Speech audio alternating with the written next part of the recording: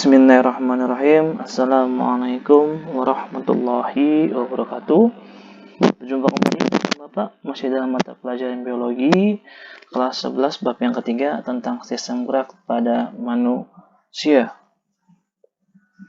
Yang pertama yang akan kita bahas adalah part yang ke-1 tentang sistem rangka. Rangka merupakan kumpulan tulang-tulang yang tersusun secara teratur atau kumpulan dari berbagai macam jenis tulang. Nah, itu disebut juga dengan sistem rangka. Kemudian apa itu sistem rangka? Fungsinya apa aja? Yang pertama, sistem rangka itu dia sebagai bentuk tubuh atau rangka dan sebagai penyokong berdirinya tegaknya tubuh. Kenapa sebagai dia membentuk tubuh dan sebagai penyokong? Ketika kita tidak ada rangka yang berupa kumpulan tulang-tulang, kita bisa seperti yang namanya sel. Apa itu sel? Dia dapat berubah bentuk. Ya, jadi manusia itu ada rangkanya supaya tidak berubah bentuknya. Contoh seperti amoeba atau seperti film yang ada di Venom, ya kan? Berubah-ubah bentuk. Karena itu fungsi rangka itu sebagai bentuk tubuh dan sebagai penyokong berdirinya tegaknya tubuh. Dan yang ketiga, itu sebagai namanya pelindung organ dalam. Jelas ya, dia sebagai pelindung organ yang ada di dalam. Apa aja dalam? Ada ginjal nggak termasuk sih, tapi hati, kemudian paru-paru, jantung, usus, itu sebagai pelindung organ dalam. Yang keempat, sebagai tempat melekatnya otot, ya kan? Otot dan istilahnya adalah daging. Kemudian yang kelima, sebagai tempat pembentukan sel-sel darah. Nah, kita nggak tahu kan di mana sel darah ini, dia pembentukan awal atau pabriknya itu berasal dari apa? Sumsum tulang. Nanti kita perjelas itu pada saat sirkulasi darah. Oke, bab sirkulasi darah. Kemudian yang keenam, sebagai tempat penyimpanan mineral atau lemak. Jelas ya, fungsi dari sistem rangka adalah tempat penyimpanan mineral atau lemak yang ada di dalam tubuh. Dan selanjutnya, di mana sistem gerak pada manusia ini terbagi atas dua bagian. Yang pertama, itu ada istilah aktif, dan yang kedua ada istilah sistem gerak aktif dan sistem gerak pasif. Apa aja itu sistem gerak aktif? Sistem gerak aktif adalah yang sebetulnya bergerak. Ya. Yang aktif nih, yang sebetulnya bergerak itu apa? Daging atau otot. Oke, paham gak nih? Kemudian yang pasif adalah yang digerakkan oleh otot. Apa yang digerakkan otot? Adalah tulang. Oke, maaf sampai sini. Ada yang aktif, ada yang pasif. Yang sebetulnya bergerak daging atau otot. Daging yang pasif yang digerakkan oleh otot, yaitu tulang. Nah, yang kita bahas pada pertemuan hari ini adalah sistem gerak pada manusia yang bersifat pasif, tulang atau rangka, di mana gerak pasif ini terbagi atas dua bagian. Yang pertama, itu ada istilah yang namanya aksial. Dan yang kedua, itu ada yang ambedikular atau appendix. Di mana sistem gerak pasif ini, yang pertama, itu ada yang namanya aksial. Aksial itu bagian rangka utama yang dimiliki oleh manusia. Yang pertama, itu ada yang namanya tulang tengkorak atau istilah biologinya kranial. Di mana tulang tengkorak ini melindungi apa? Iya, jelas melindungi saraf pusat, yaitu otak yang ada di dalamnya. Dan yang kedua, itu ruas tulang belakang atau vertebrae. Kenapa vertebrae? Karena kita merupakan termasuk subfilum dari vertebrata. Manusia itu subfilum dari vertebrata. Dan yang ketiga, itu termasuk yang namanya tulang rusuk atau istilahnya costae, di mana tulang rusuk ini terdapat dia melindungi organ dalam, jantung, kemudian paru-paru, hati, dengan usus. Nah, itu contoh dari fungsi dari sistem rangka melindungi organ dalam. Dan yang keempat, itu ada yang namanya tulang dada atau istilahnya sternum. Nah, ada yang pernah lihat tulang dada? Contohnya itu ketika kalian ingin makan atau beli chicken kan, ngambil bagian dadanya. Nah, itu sangat jelas terlihat ya. tulang dada itu seperti apa. Nah, contohnya seperti itu ya, anak-anak. Tulang dada itu coba kalian tekan dadanya. Nah, ada yang mentok kan? Nah, karena itulah dia sebut namanya tulang dada. Dia fungsi sebagai tempat melekatnya tulang rusuk atau sternum, dia fungsinya. Nah, kemudian yang terakhir adalah ada tulang ekor. Nah, ini berfungsi nanti ketika kalian melakukan persalinan untuk usus ibu. Kemudian ini dia perbedaan antara rangka aksial atau yang utama dengan rangka apendikular atau appendix. Ya, appendix itu dia pendukung lah. Bapak bisa menyebutnya pendukung. Jadi bisa lihat sendiri ya, rangka aksial itu dari tengkorak sampai yang biru ini nih. Nah, ini dia, ini kerangka aksial atau kerangka utama. Sedangkan apendikular itu ada lengan atas dan lengan bawah sama kaki. Apa itu Pak perbedaan dari appendix dengan aksial?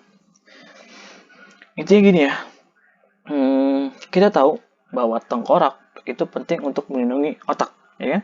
Kemudian rangka tubuh atau rangka badan untuk melindungi organ-organ yang ada di dalamnya. Kemudian tulang belakang penting karena semua saraf dari otak itu disampaikan melalui tulang belakang.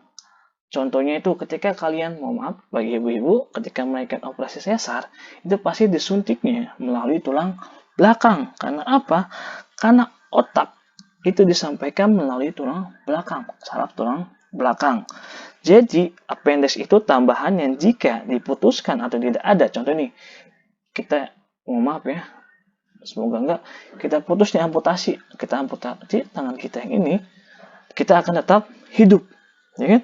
Manusia masih hidup karena tanpa tangan dan tanpa kaki. Akan tetapi ketika kalian, maaf, dipotong kepalanya kan, dipotong kepalanya, itu pasti akan meninggal. Contohnya itu ketika organ yang ada di dalamnya terganggu, maaf, berarti kalian tidak bisa melanjutkan hidup. Nah, itu contoh perbedaan dari rangka aksial dengan rangka apendikular, seperti itu. Baik, kita masuk ke dalam sistem gerak pasif yang kedua, yaitu tentang apendikular atau pendukung. Yang pertama, itu ada yang namanya tulang gelang bahu atau pinggul. Bisa dilihat sendiri ya, tulang bahu atau tulang pinggul. Di mana yang pertama dia terdapat yang namanya tulang clavicula atau tulang selangkang ini nih, tulang selangkang yang ini, yang dia berbentuk S seperti ini. Nah, ini tulang selangkang atau tulang clavicula, di mana dia berfungsi untuk namanya persendian. Kemudian yang kedua ada yang namanya tulang scapula atau tulang belikat. Nah, ini nih, tulang belikat yang ini nih. Nah, yang kayak kipas. Nah, ini dia. Ini tulang scapula. Di mana tulang scapula ini berbentuk segitiga dan juga cenderung pipih. Dia juga sama untuk persendian. Kemudian fungsi dari utama untuk tulang gelang bahu atau tulang panggul, yang pertama itu sebagai dia penyokong berat badan. Dan yang kedua, dia sebagai penyeimbang badan saat diam atau duduk dan bergerak. Dan yang ketiga, sebagai penentu berapa fleksibelnya gerakan lengan atas. Itu yang pertama. Yang kedua, itu ada yang namanya tulang gelang pinggul. Nah, perlu kalian ketahui bahwa semua tulang penyusun tubuh manusia tersebut memiliki masing-masing saling berhubungan. Pertama, itu ada yang namanya tulang pinggul. Tulang pinggul atau tulang usus itu terdiri dari dua bagian, yang kanan dan yang kiri. Untuk apa? Dia untuk menopang organ usus. Nah, nanti organ usus di sini nih, ditopang ini. Nah, ditopang oleh tulang pinggul. Kemudian disebut juga istilahnya adalah os ilum atau istilahnya adalah os ilum. Isi biologinya. Kemudian yang kedua ada tulang kemaluan. Disebut juga dengan istilah yang namanya os pubis. Dimana kita tahu ya tulang kemaluan itu untuk menopang organ kemaluan dari laki dan perempuan. Kemudian tulang duduk. Tulang duduk berbentuk setengah lingkaran ini nih. Dia berbentuk setengah lingkaran. ada kiri dan kanan. Kemudian dia disebut juga istilah yang namanya os ischilum.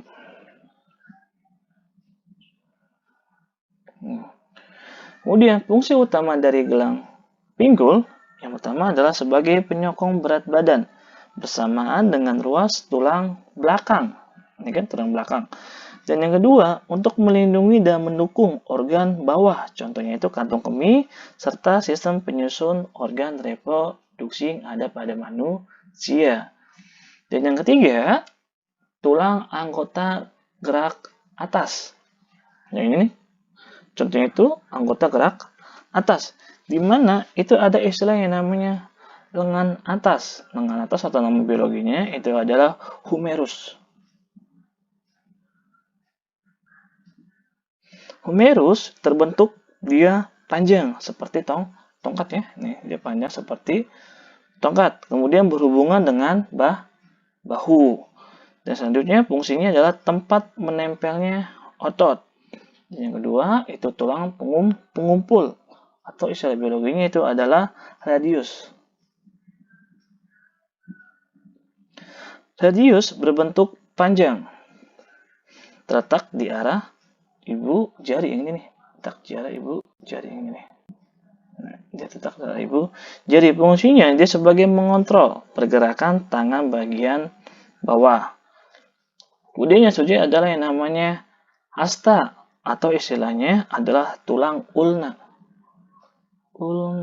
Nah, di mana fungsinya ini sebagai membuat sendi siku dan bergabung dengan tulang karpal ini nih, tulang persendian. Kemudian ada yang namanya tulang pergelangan tangan atau istilahnya adalah karpal. Karpal merupakan tulang-tulang pendek gini nih.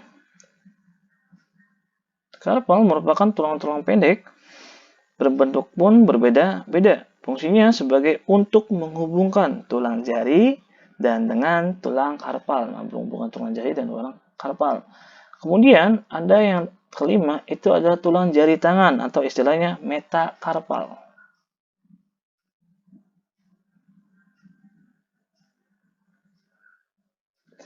Metakarpal ini terdiri atas tulang-tulang pipa. Nah, ini terdiri atas tulang-tulang pipa yang pendek dan berjumlah 5 buah. Fungsinya itu untuk memperkuat dan menempelkan otot yang ada di telapak tangan. Itu contoh dari tulang anggota gerak atas. Selanjutnya itu ada tulang anggota gerak bawah. Yang pertama itu ada tulang paha atau istilahnya adalah tulang femur. Tulang femur merupakan tulang pipa yang paling panjang yang dimiliki oleh manusia. Bagian ujungnya terdapat yang namanya tendon yang ini nih. Nah, di sini nih terdapat yang namanya tendon. Tendon itu apa? Tendon itu seperti kalian ingin atau lagi makan paha ayam, kan habis tuh dagingnya, kan ada yang di ujung-ujungnya nih.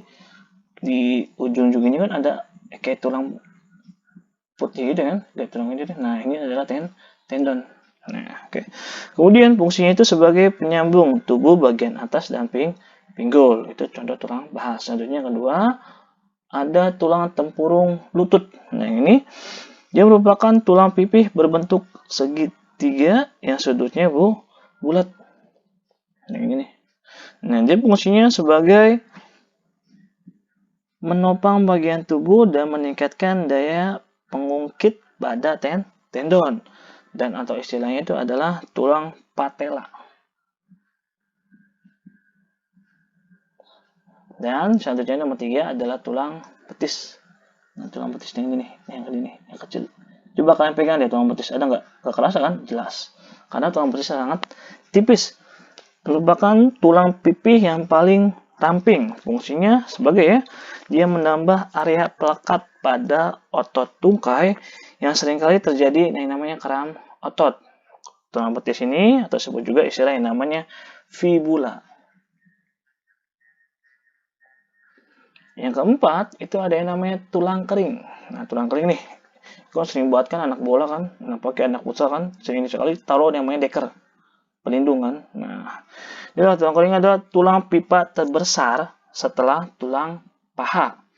Fungsinya sebagai pembentuk kerangka kaki atau istilahnya tulang tibia. Selanjutnya ada tulang pergelangan kaki atau istilahnya adalah tarsal.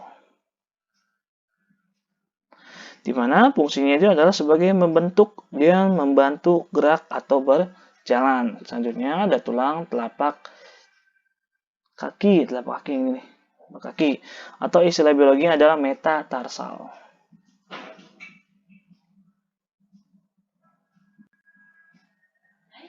Metatarsal ini terdiri dari 5 tulang pipa kecil, ya kan? 1, 2, 3, 5 yang berbentuk bulat dan panjang. Fungsinya itu sebagai penahan beban tubuh agar mudah berlari dan mudah bergerak. Itu contoh dari tulang telapak kaki. Dan yang terakhir, itu ada yang namanya tulang jari kaki atau istilahnya adalah phalangus.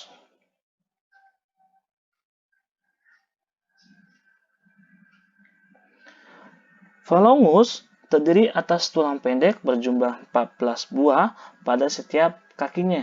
Ini. Fungsinya itu sebagai menyesuaikan posisi tubuh supaya seimbang ketika dia berlari dan berjalan. Oke, baik, mungkin itu aja pertemuan hari ini. Kita membahas sistem rangka pasif, yaitu ada yang namanya aksial dan apendikular atau appendix. Baik, Bapak akhir aja pertemuan hari ini. Biar taufiq wal hidayah. Wassalamualaikum warahmatullahi wabarakatuh.